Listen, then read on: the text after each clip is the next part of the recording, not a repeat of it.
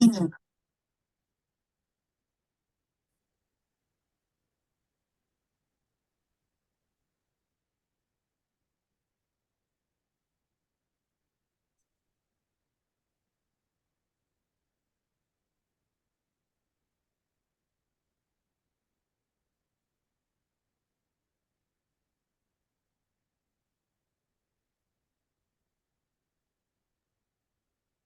evening, everyone. Welcome to our webinar tonight. We will get started in just a couple minutes. Give a little bit of time for folks to enter the Zoom room.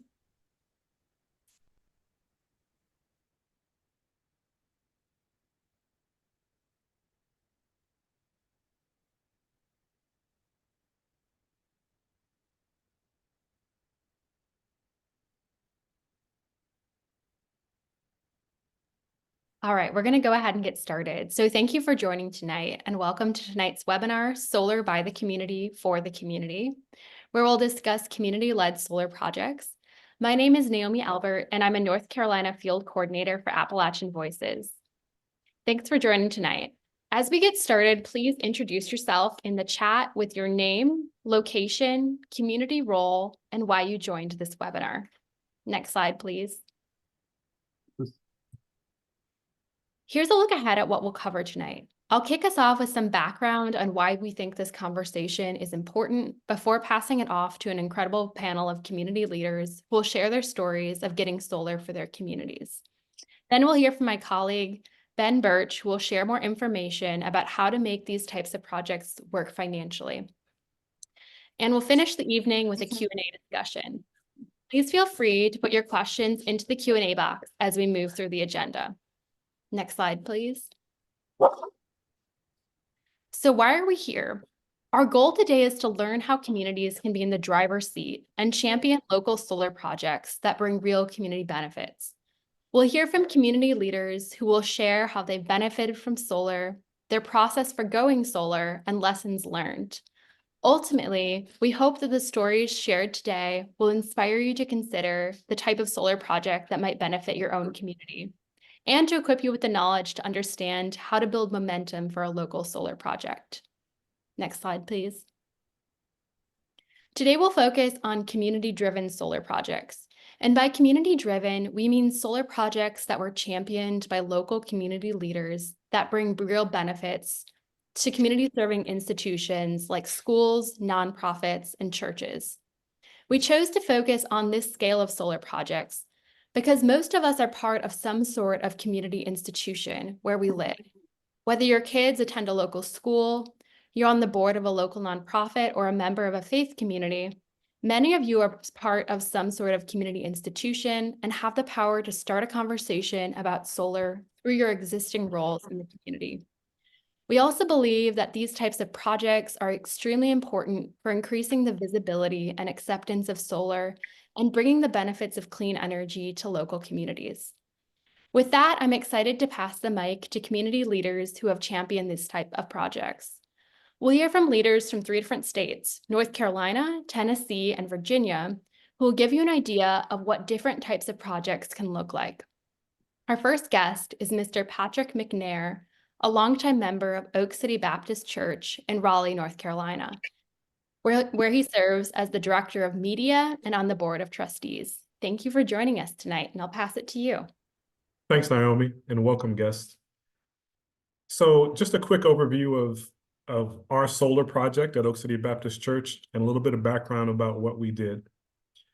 Oak City Baptist Church is a historically all-Black church located in the western side of Raleigh, North Carolina. It was a church that was founded by former slaves back in 1865.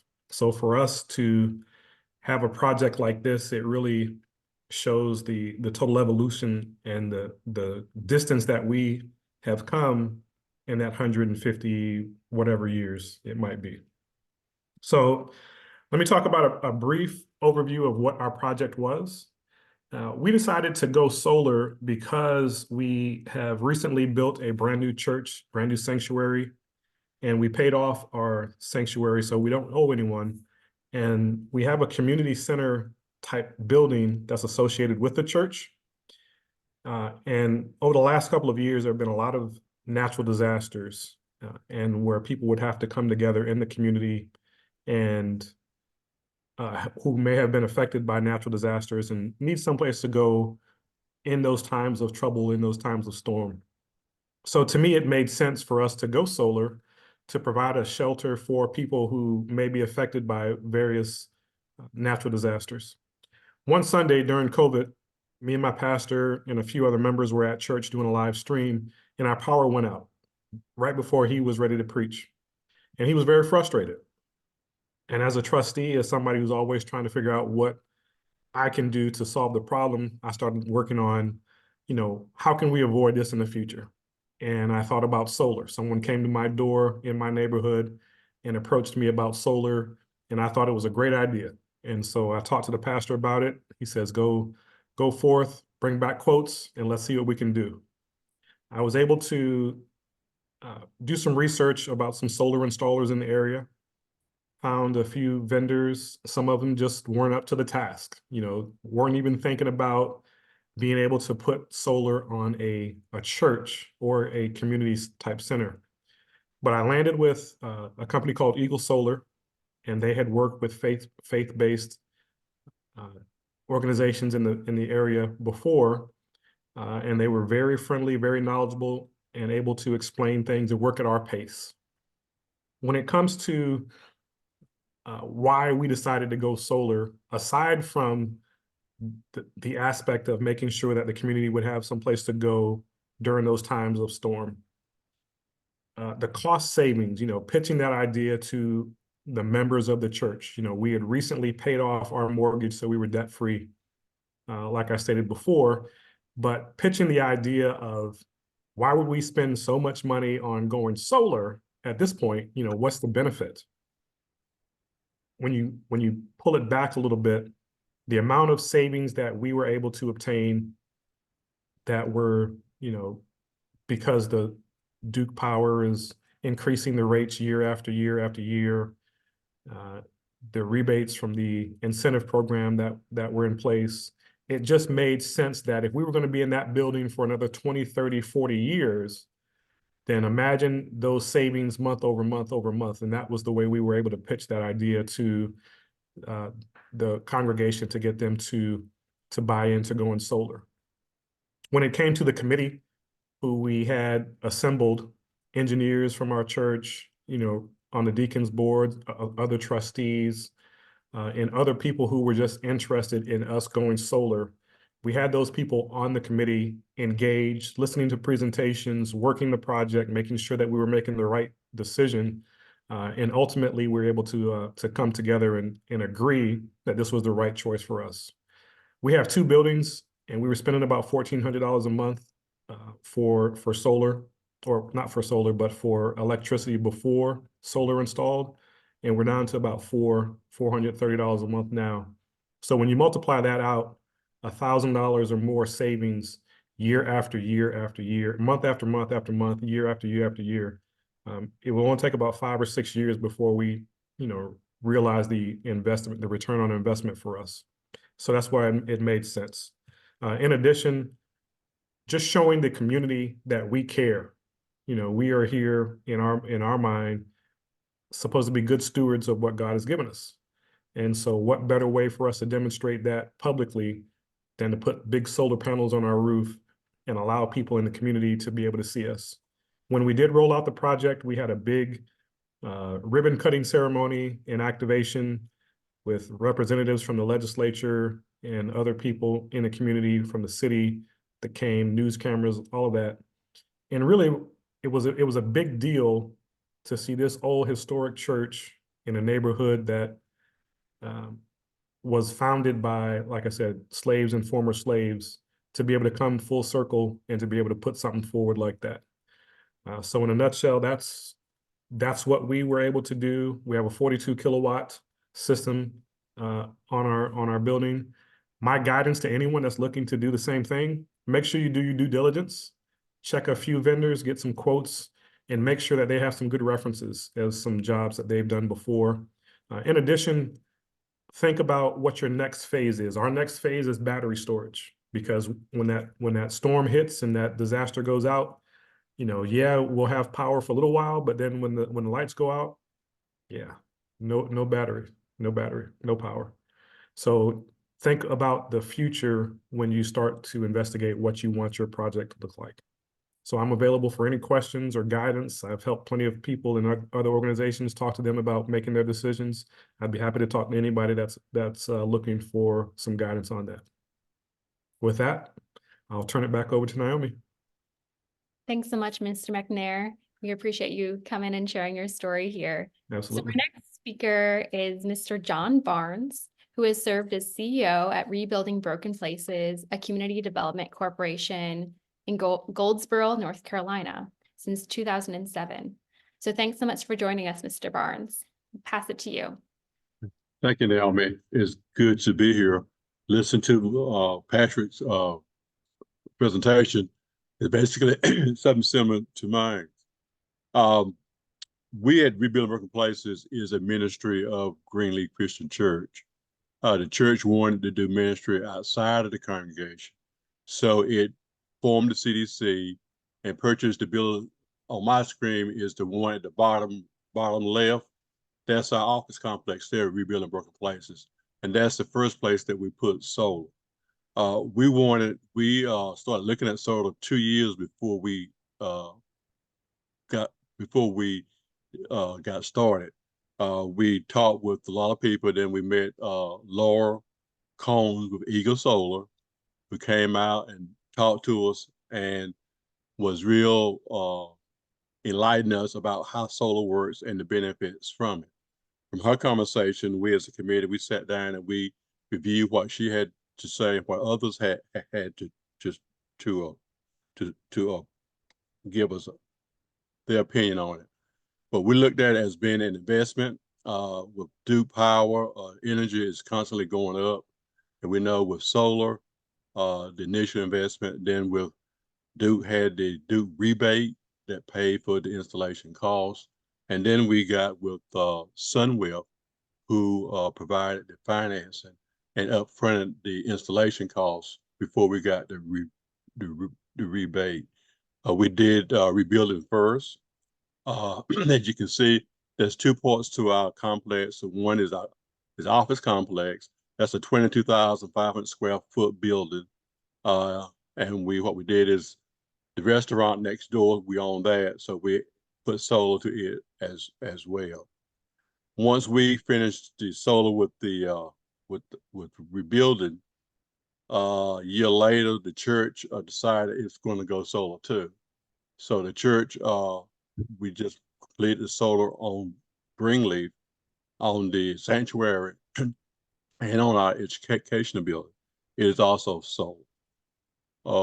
We had people in our community who liked it. We had one church who came and looked at it, and we introduced them to Laura, and they got with Laura, and they put their church was installed with solar before Greenleaf was. And once they finished Tehillah, they came right over to Greenleaf and installed the solar there. So those 3 solar projects was because of what we did at Rebuilding Broken Places. And the cost savings is really there. We've have seen the cost savings, and that savings allow us to use that savings to further programs that we have at Rebuilding Broken Places. Like Patrick said, our next phase is to look at battery installation, because right now, any excess power that the solar generates goes to Duke's grid, and Duke uses it. And the way they work now is that at the end of the year, whatever credit you have, it goes, you lose it. But with the battery storage, the extra power will go into that battery storage. We also did it because we wanted Rebuilding Workplace to be a resiliency hub, where, like Patrick was saying, if there are disastrous area in our community, it's a place that they could come. Because we have a restaurant, you can also fix food as well.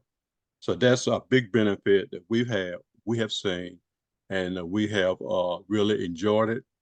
And we have talked with other people in our community, churches, who are still interested in doing solar. That's it. Thanks so much, Mr. Barnes. Our next speaker is Zach Rogers, co-founder and executive director of One Family Memphis / Memphis Rocks. Zach has been with the organization in various roles for the past 6 years. Welcome, Zach.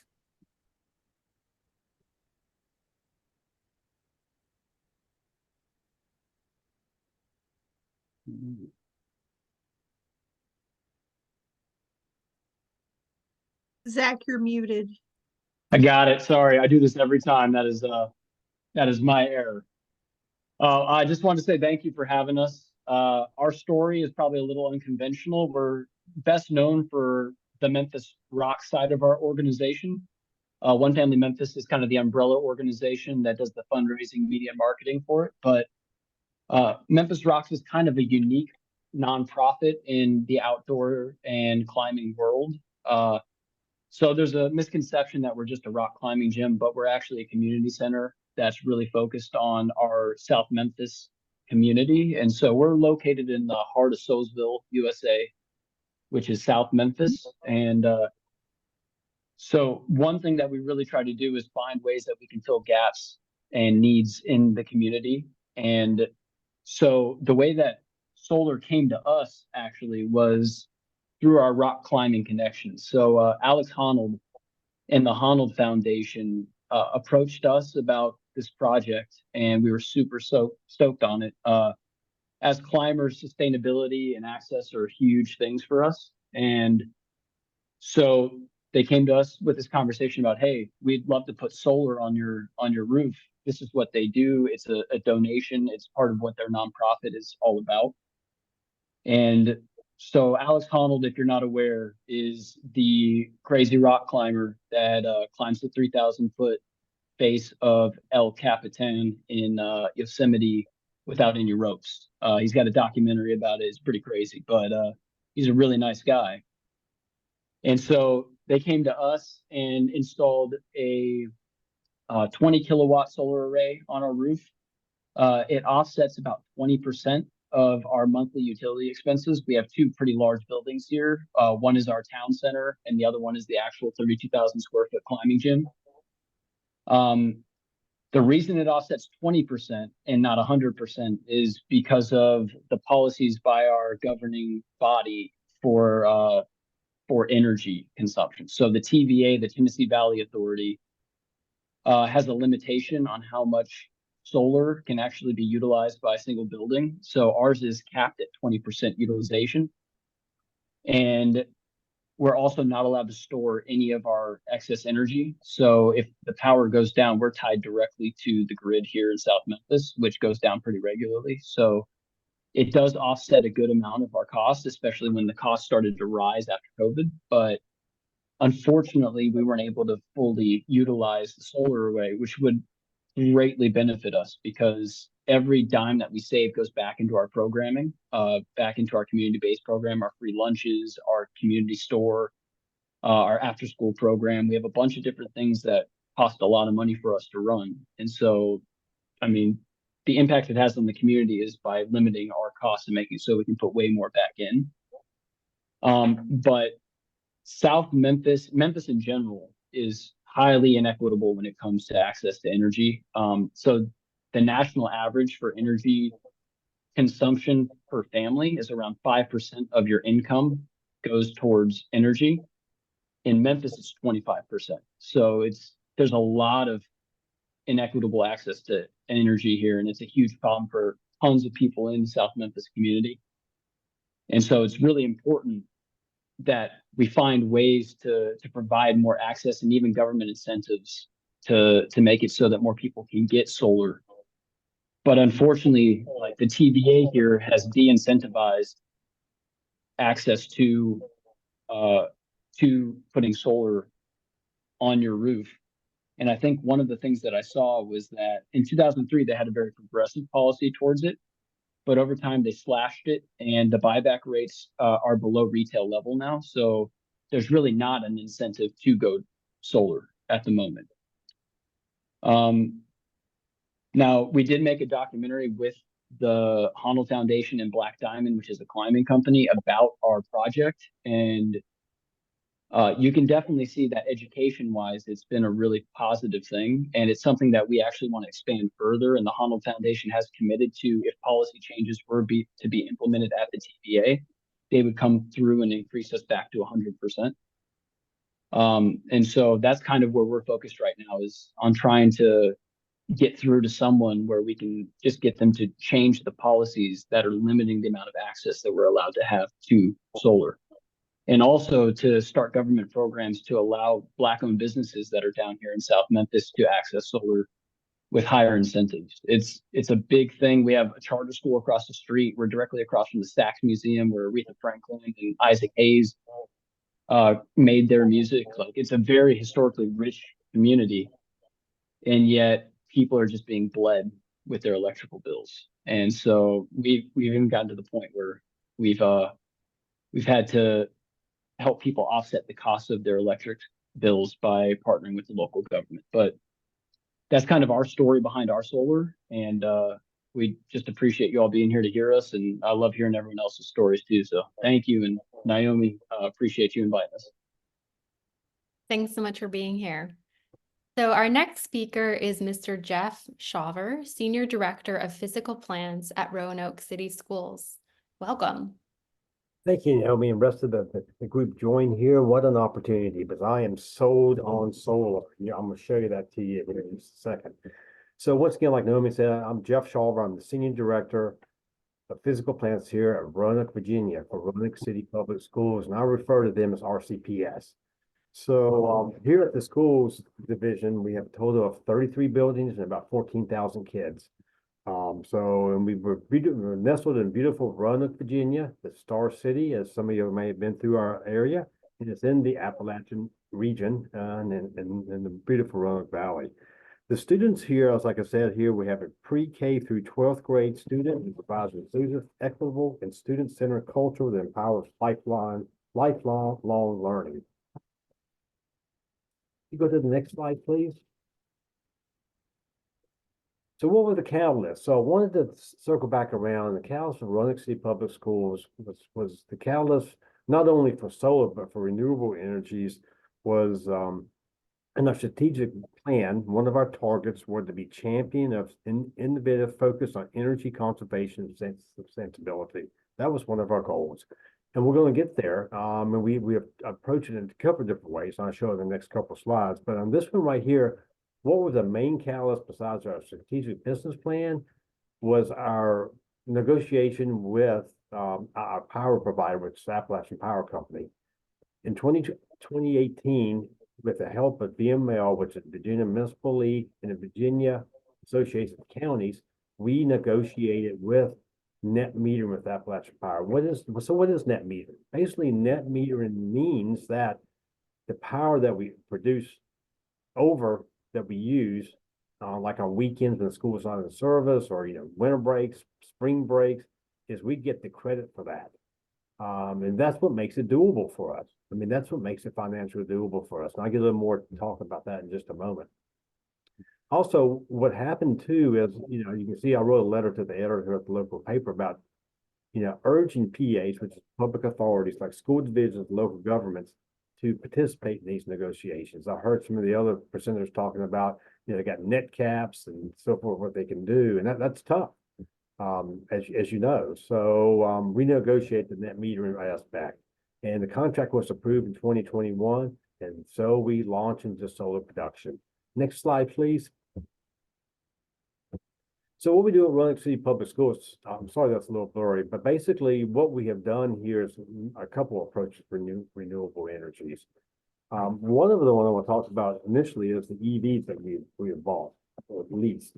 The EVs, we've got 12 of them there. We've used 4 transits, vans, and they have worked out really well. This is the second year we've used them. Very low maintenance costs. There's no oil changes, as you can imagine. I'm not sure if anybody owns an EV, but it's such an asset to have. Worked out well. We haul tools around, we pull trailers, and it's really been good for us as far as the EVs. Let's go to the next slide, please. Let's talk about the solar we're talking about here. As you can see here, what made a benefit for the school district, the solar is the PPA. The PPA is unique for any kind of solar provider and for organization because there's no upfront cost. What happens here is the PPA power purchase agreement allows us simply, we allow the roof space, and then the provider, we just provide, we negotiate a kilowatt per hour, and it's cheaper than our provider of Appalachian Power. So days like today was beautiful, it's solar production day, we would have bought power from them versus the power company. And that PPA covers that. So once again, let me reemphasize that the PPA is no capital upfront infrastructure by us or anybody who negotiates that. Basically you provide the roof space and then they install the system. Yeah, and then basically they maintain the system. And the simple approach is like today, we buy power from them when it's the production day. And then, like I said earlier, with net metering and the weekends, at days when the schools aren't using power, it just goes back as it offsets the cost also. It's really we couldn't do it. We don't have the capital investment to make this purchase, do all the capital improvements. So let me show you, just talk real briefly about the avoided energy cost and how that kind of projects out over there on that table over there. So what happens is that year one, I can explain this real quickly. Year one is the cost of energy. That's what we pay for. That's the cost savings that we have for not buying it from our service provider. This is what we that we save. The service solar fee is the power that we buy from solar, and the net is 59,000. But what happens is you look out over the year of the agreement, our savings goes way up because the initial 5 years, initial 10 years pays for the solar provider for the capital improvement. That's what they have to pay to put the system in. But as you see right there, we're still in the positive flow. As we go down through that, it just gets better as we go on, through the system there. So the good thing about this is that we've got 33 buildings. We did 7, like I said earlier, and the reason being it was so sad the new roofs, 25-year warranties. The next phase of this is to do roof restoration for the next group of buildings. It's really a great deal. So there's that piece. So next slide, please.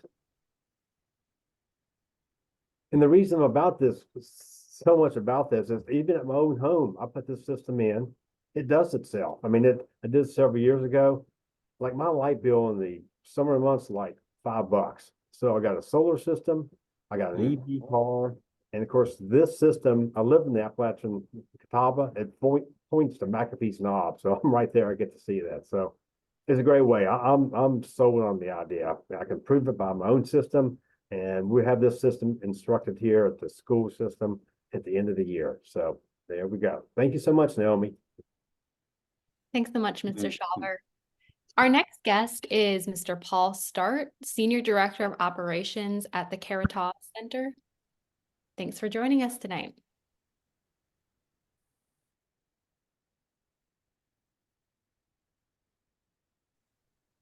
Good evening, everybody. As Naomi said, I'm Paul Start. I'm our Senior Director of Operations for Caritas here in Richmond, Virginia. I want to thank Appalachian Voices for hosting this webinar and extending the invitation to me to present. Truly honored to be here and eager to exchange insights with all of you about the transformative power of solar energy. Can you show the slide of our rooftop, please? Thank you. So let me introduce you to Caritas. So here in Richmond, Virginia, at Caritas, we have 2 buildings, one basically for our men's programming and one for our women's programming plus. So the larger building that you see in this slide is a 150,000 square foot multi-use building just south of downtown Richmond. Our other facility is much older and it's about a mile away. It's 25,000 square feet. Within these walls, we house a myriad of vital community services. Each playing a crucial role in uplifting those that we serve. So at our larger facility, this is where we house five programs, and specifically in our shelter and women's recovery programs are in this building.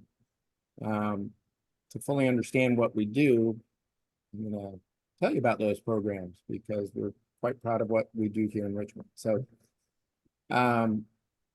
we started many years ago with a shelter program, and Caritas was actually an acronym that I can't remember, but it was basically congregations around Richmond, and they were serving those that needed shelter. It was basically handled in churches. Any rate, we made a decision to bring those in-house. We had a men's shelter, but we didn't have a women's shelter. We have a men's recovery program. We didn't have a women's recovery program. We have a retired CEO. This building was a culmination of her grandest dreams and hopes for all that Caritas could be. She built this and ran it for a year, and then she retired. So, but anyway, our 5 programs, we have our emergency shelter. The shelter is a safe place of hope and offering sanctuary for support to individuals amidst their darkest hours. Our shelter staff, as a part of the Greater Richmond Continuum of Care, we work hand in hand with the organizations like here in town, Homeward, providing a comprehensive array of services, anywhere from street outreach to all the way to permanent supportive housing. We also, we try to ensure holistic care for the individuals experiencing homelessness. And currently, our women's shelter, we have 28 beds, and our men's shelter, we have 36 beds. And both of these are designed for about a 60-day stay, where they work with the participants work with our staff to, get what they need to move on and hopefully find a stable living environment for themselves. Next up, we have the healing place for men and women. This embodies our commitment to holistic recovery, providing a nurturing environment where individuals grappling with substance use disorder can reclaim their lives. The healing place is a long-term, peer-driven, 12-step, high accountability program. With our dedicated staff and committed peer mentors, which are basically participants of the program, and ongoing alumni support, we foster not only sobriety, but also empowerment and spiritual renewal. Both shelter and recovery are 24/7, 365 days a year. In-house meals, everything you need to live, and it's neither of those cost anything for our participants. Another program we have is called Caritas Works. This program is it's a dedication to equipping individuals with the tools they need to thrive beyond recovery or our shelter.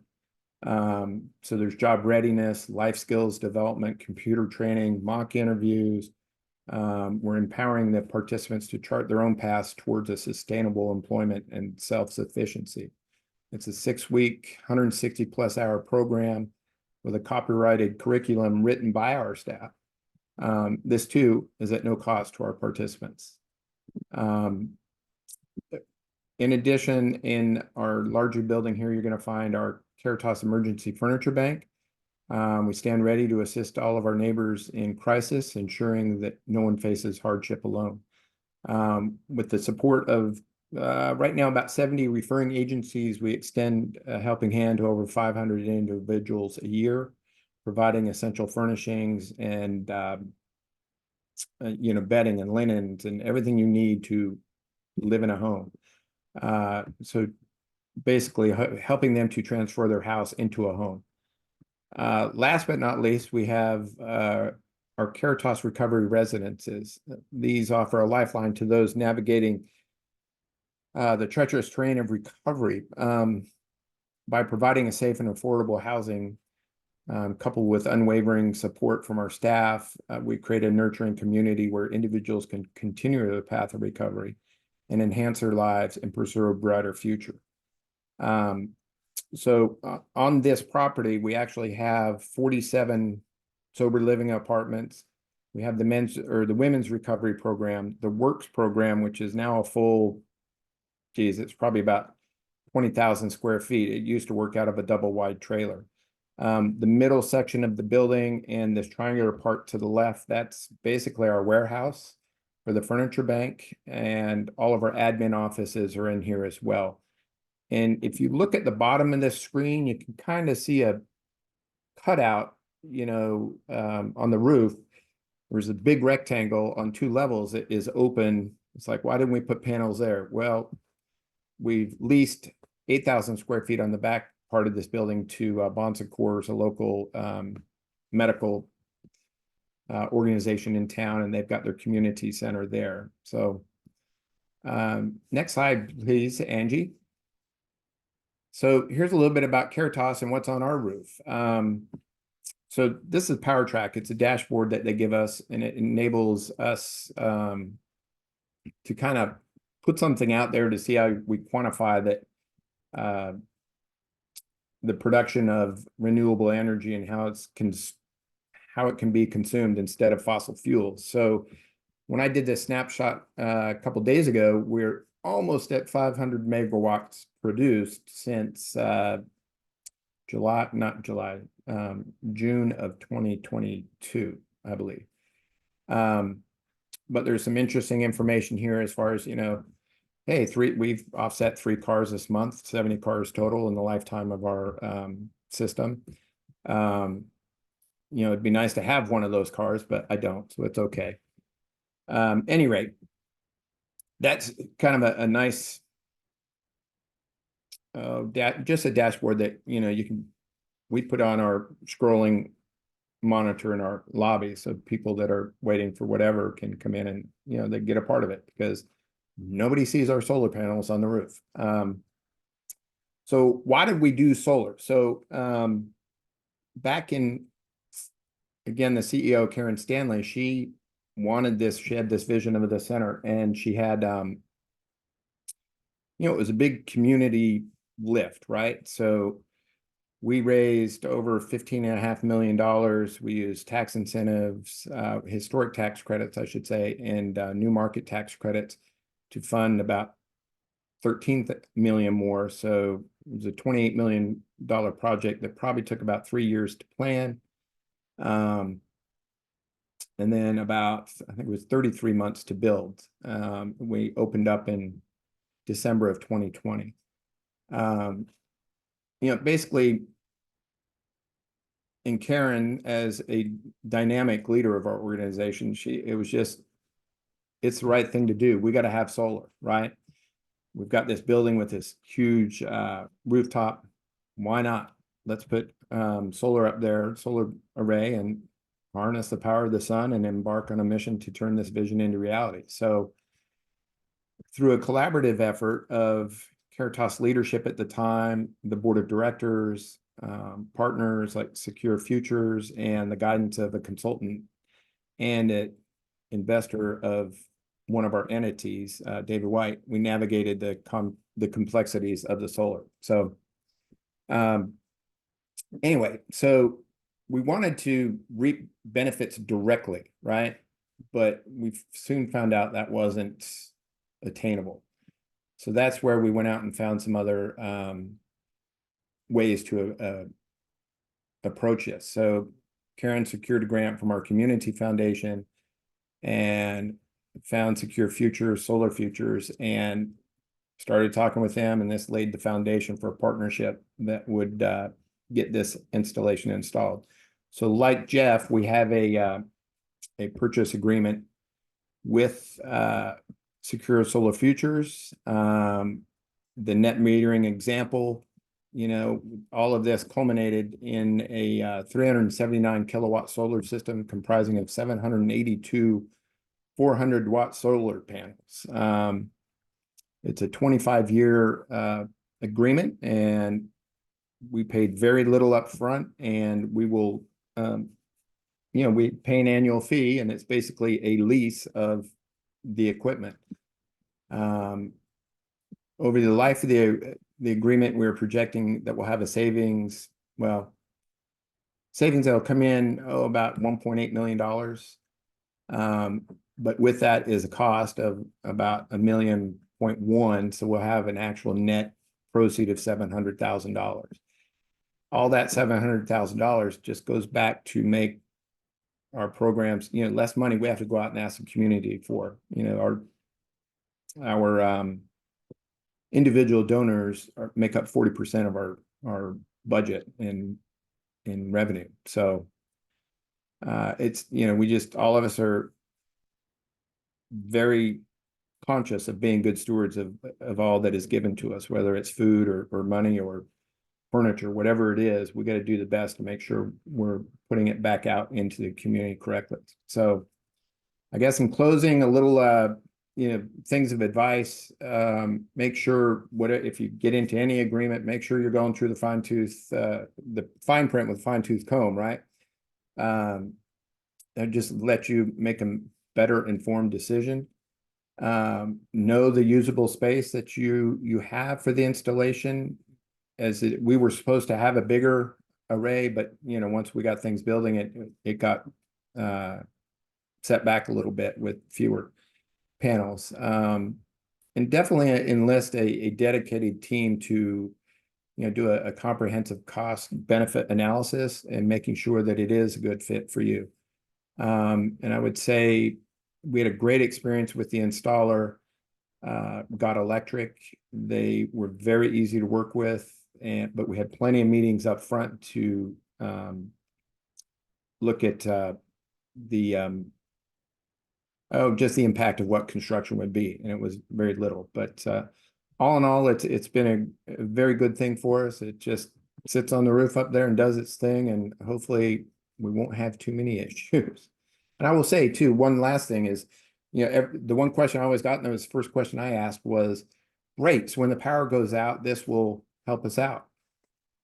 No, it won't, because we don't store the energy. And my understanding is the battery technology to store that for us to use is just not there yet. And I think once it gets there, we will look at that, because being 24/7, we want to keep the lights on as long as we can. So that was very important as well. And I think one other thing I didn't put on my notes was that we have 2 meters that Dominion Power is our provider, but one of those meters is tied into the solar, and that bill has probably been reduced by 65%. So we'll never have a true free month of electricity, but it is a great offset for us at now.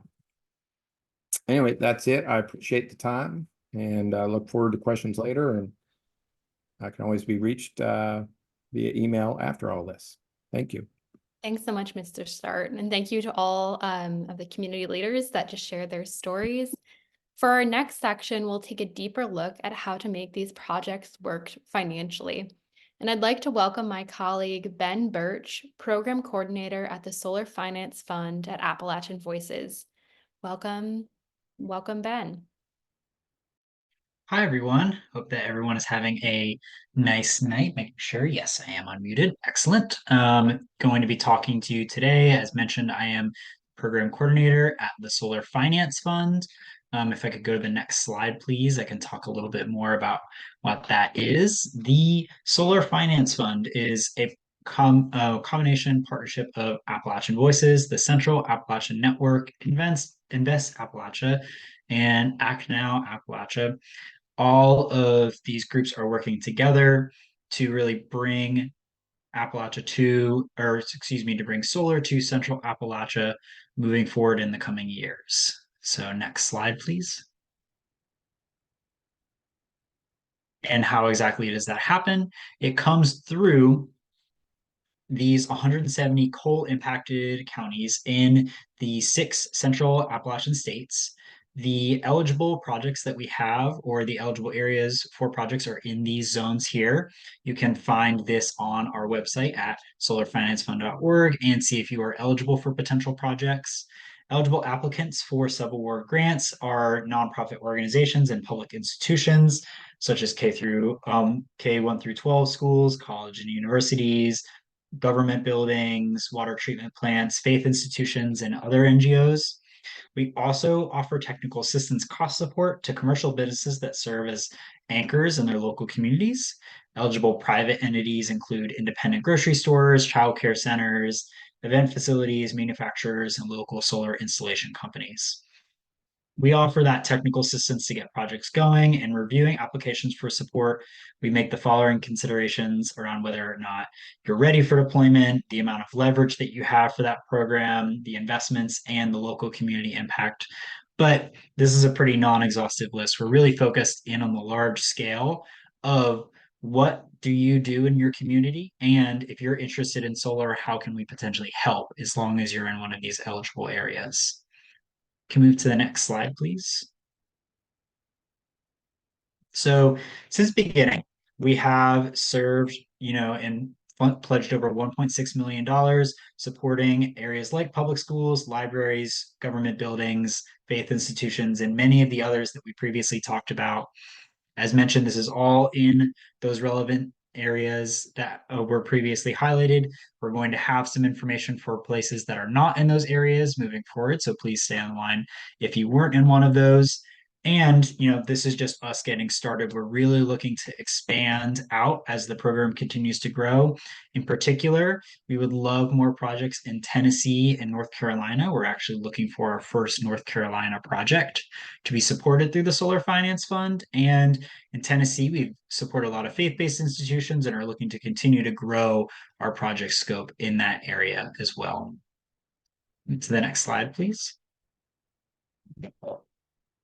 And just to give a couple examples of some projects that we've helped to support, we have received over 32 eligible applications and pledged out, like I said, over $1.6 million, and that will be resulting in, up to 4 megawatts of new solar development.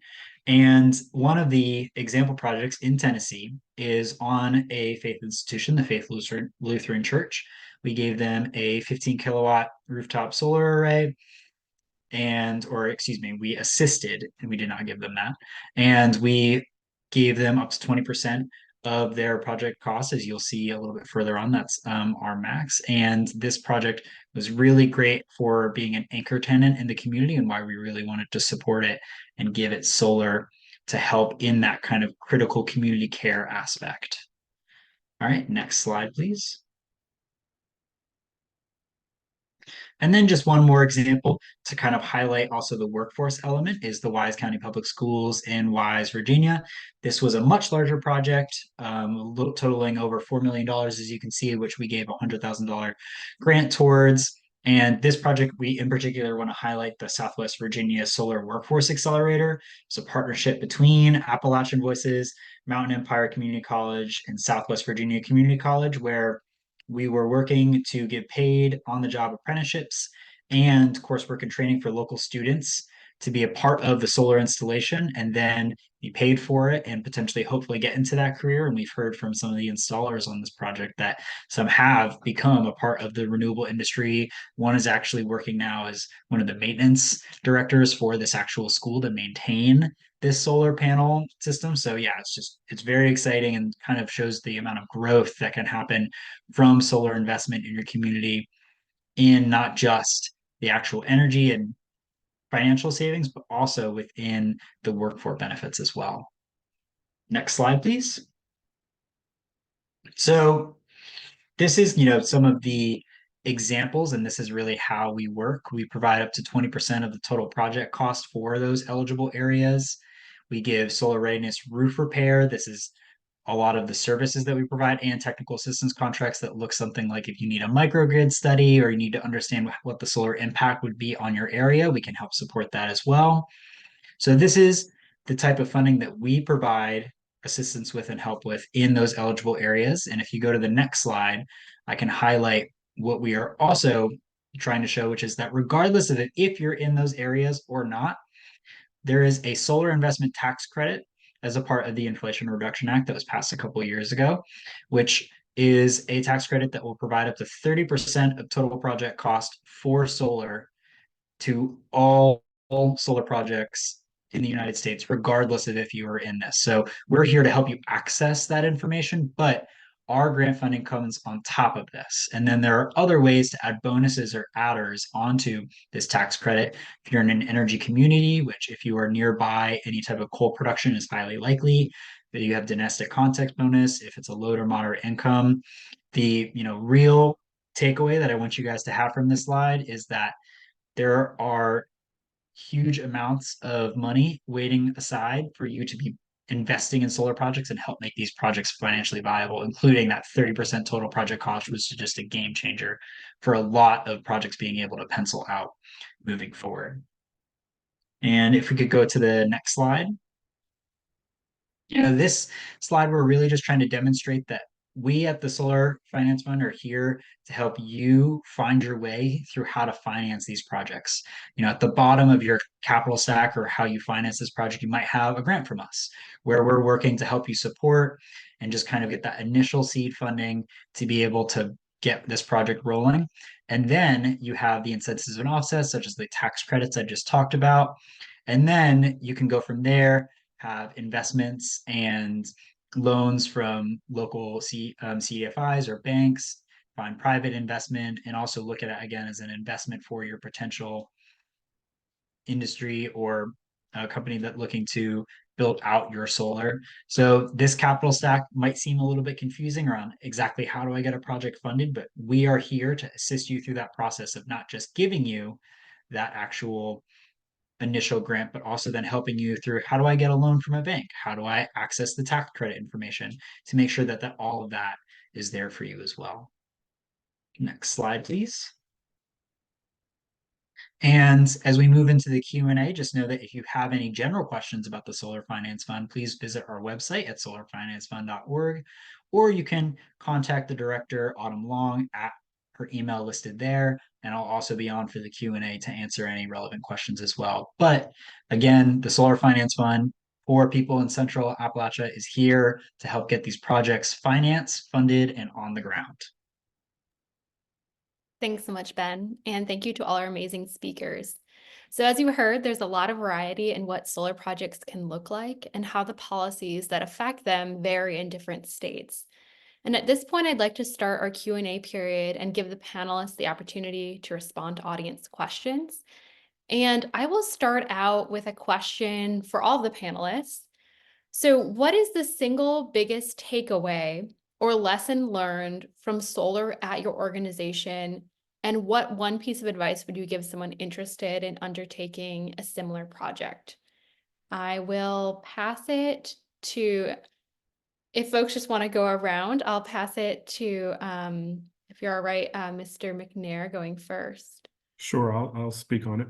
For us, it was making sure that we had a maintenance agreement after the installation. I think at least 3 times in the last year and a half, we've had an inverter go bad.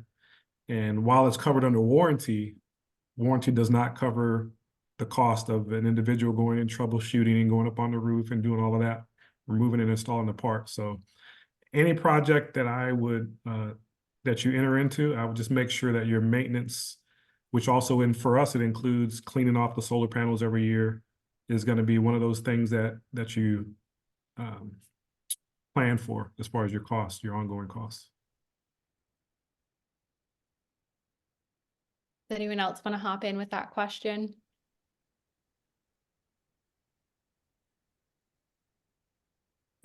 Oh, go ahead. I would just say, make sure you understand what you're getting into, right? It can be very beneficial and financially. Our situation, we were a little, the retiring CEO took a lot of information with her, and then we had to unwind some of that after the fact, after she had gone and fully understand what we got ourselves into. So although we'll benefit from it, I think it was not as great as we had all hoped that are still at Caritas. So again, just do the due diligence, have a good committee to figure it all out.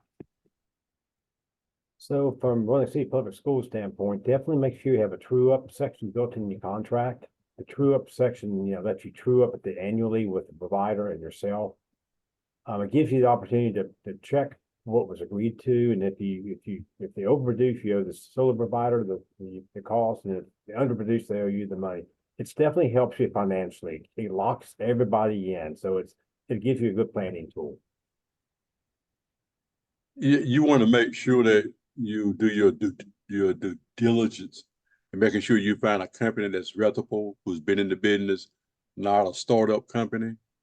And that's what we did. We just took our time. We researched and waited around till the right company came along. And then you want to make sure that when you do it, you want to make sure that everything is covered. Maintenance costs, like what we have with our system, is all our maintenance is covered. They come out every so often. Like they was out last month checking everything out. If anything goes wrong, they come in and replace it. We don't have to pay any extra costs for anything that happens. That's all under the contract that we have. So you just want to make sure that you look at and you have to get your lawyer to read the contract. When you get contract, there's a lot of paperwork, and sometimes laymen may not see something that they may need to see. So you want to get someone else to kind of review the contract, make sure that your interests are covered, as well as the provider. And with solar, I mean, it's not, once you hook it up, you ain't gonna start saving money right then. It's not an instant. It's going to be a process, because the units have to build itself up. And you may not see savings every month, but over a period of time, you will see a tremendous savings. I know just in last month, for our facility, it runs about $1,200 a month. Last month we had 0 dupe charges, and it fluctuates. Some months there's none, some months there may be $400, but over a period of time per month, we are saving money. Even after we pay our lease payment, we're still saving money.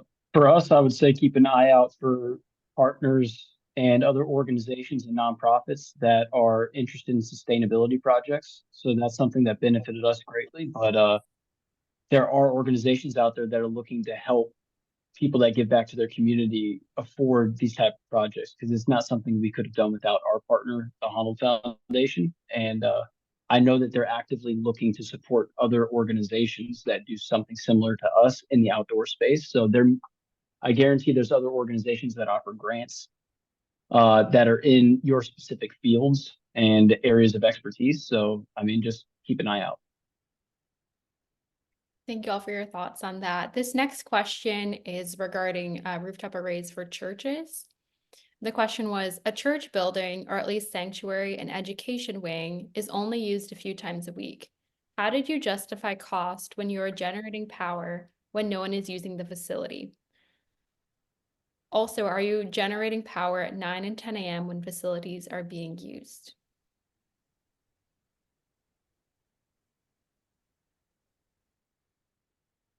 So I'll talk about it if nobody else wants to.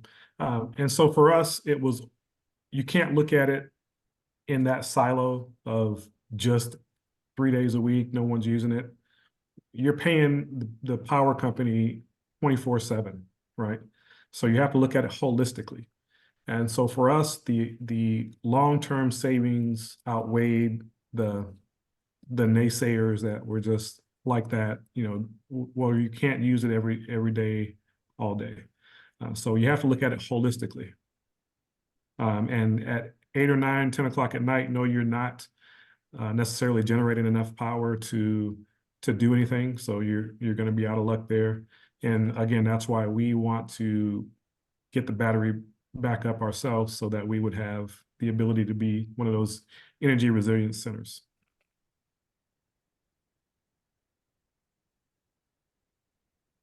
Great, thank you. This next question is for Zach. How are you engaging with lawmakers or other decision makers to change some of the laws around solar in Tennessee?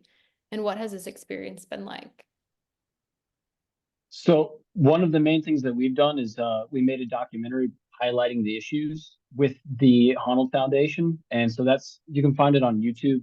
I'm sure I could find a link and send it out too, but that was one of our ways of highlighting the specific issues we ran into. And like I said, ours were limitations on the amount that we can actually access and store. We can't store any.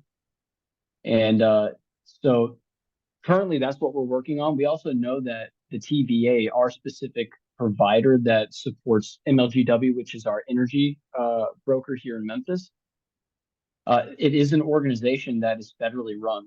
So this is a very interesting dynamic because right now the president could actually dissolve the board and completely remake it and change the policies in a moment. It's just something that's not top of the agenda right now. It's not something that's on the spotlight. So currently we're trying to work with Steve Cohen, who's our congressman here, to see if there's any way we can get this moved through, but we haven't seen a lot of movement on it recently. So, I mean, just keep knocking on doors and, you know, stay with your local government officials as well.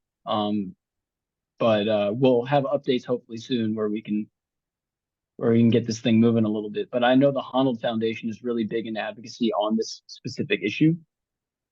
And the louder we are, the more change we can make. So that's the most I've got on that. Thank you. So our next question is for the Roanoke City Schools. The question is, who is your PPA with, and is your local utility okay with you buying power from a competitor? Yes, thanks, Naomi. So our PPA is with the same one we have with Paul. It's the Solar Secure Futures is the one that we're using. Secure Solar Futures is the provider. And then, like I said earlier in the presentation, the PPA, the net meter, you have to have that all resolved. And that's an agreement with the Appalachian Power to have to make application for, so they accept it. And they base it on, just real quick, they base it on the consumption of the building. So there's a maximum that you can't overproduce. You got to at least base it 100% on the building use over annual period of time. And that's what you base your solar production on. We didn't have enough roof space anyway to do 100%. Most of them are close, 75 to 80%, but we didn't have enough roof space for 100%. Thank you. So our next question is regarding energy storage, as it sounded like that was the next step for a lot of you. So how are you all thinking about moving to energy storage? Are there any incentives or funding that you're aware of that you're thinking of utilizing to make that move?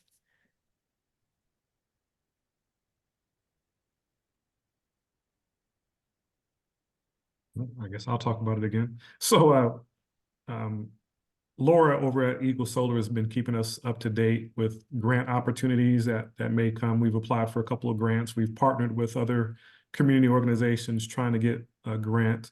We just haven't been successful yet, and that's okay. We understand it might take some time to get there, but it's definitely something that we want as our phase 2, because again, it's not if, it's going to be when something happens, and we want to be ready to accommodate the community when it happens.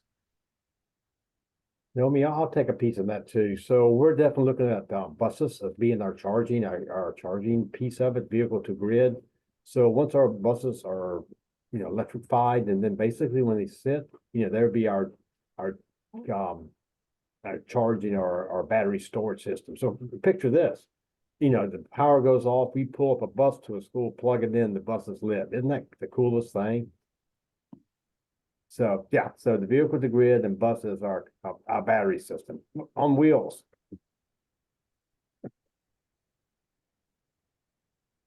Awesome. So the next question is for anyone in the group that would like to take a stab at it. What was the process like getting your solar project started? Who was involved kind of to drive it forward at the beginning?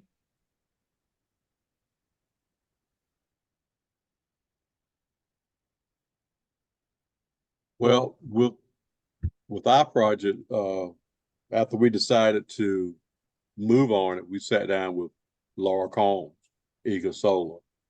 And basically what she did with us is pulled our utility bills for 12 months, and that would determine how much energy we were using.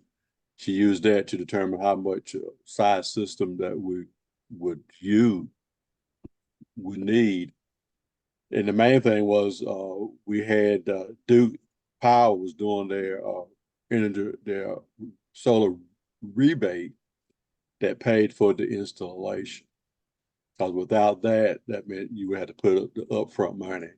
And most nonprofits and churches don't have $37,000 like that to put up front.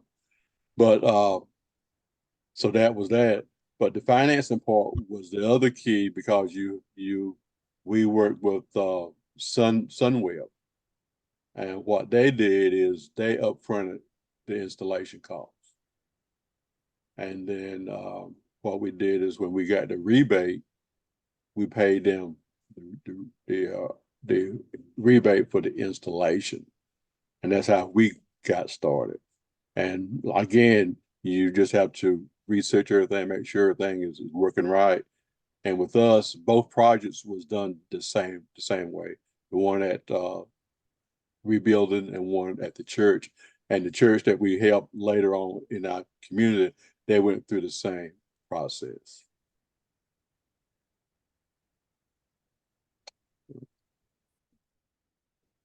Thanks for sharing that. We have a question specific for the folks in Roanoke.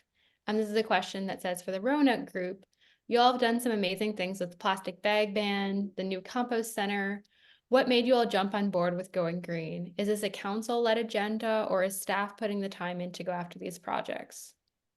You know, that's a great question. It's really about the community involvement. I think that in this Roanoke Valley has really, appreciate the scenery, the beauty, and how we, it's if we don't maintain it properly, it's not gonna be there for for future generations. And I think, that has this grown momentum, like the person asked about the plastic bag, fees and this and that. It's just, it's steps, and it takes all these small steps to get to the overreaching goal. So thank you for noticing that about Roanoke. We're excited.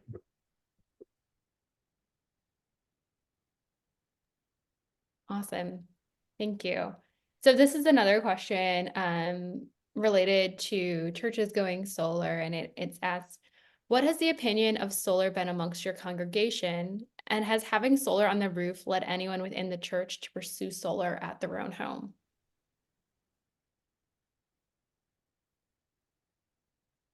Okay, I'll talk about it. So it was very positive. We've gotten a lot of press in regards to our solar project over the past couple of years, news, national. So it was been received very positive. But there's always those ones or twos that are going to say something kind of side-eye. I can remember a couple of months ago, our water bill, not our electric bill, but our water bill was outrageous. And I caught a comment from somebody saying that I thought we went solar. I thought that was supposed to reduce our costs, and we just had to correct them. Listen, solar is power, it's not water. But so you're always going to catch those people who are the naysayers. You have to know in your heart that you're doing the right thing, and if you come with it with a sincere intent, you don't have to worry about those naysayers. So yeah, that's how we're doing it. Yeah. Awesome. Thanks so much. We've got another question for the Virginia folks that's asked, would you have been able to do this type of project if it were not for the legislation that enabled power purchase agreements? Since this type of solar sale is not permitted in Tennessee and North Carolina, do you think school districts and nonprofits are missing out on an opportunity to save money? Go ahead, Paul. Yeah, I'm quite sure at Caritas, if we weren't able to get that purchase agreement, which offset all the upfront cost, I doubt we would have done the project. I can kind of take Paul to the next factor. I don't doubt. I know we wouldn't have done the project, Yeah. unfortunately. So yeah, I'm sorry to hear about the other states. I mean, that's such the PPA is such a win-win deal. I mean, it just makes it doable. Thanks for that. So I think we're about to close up Q&A. Is there anything that you'd like to share with the group that we haven't already asked?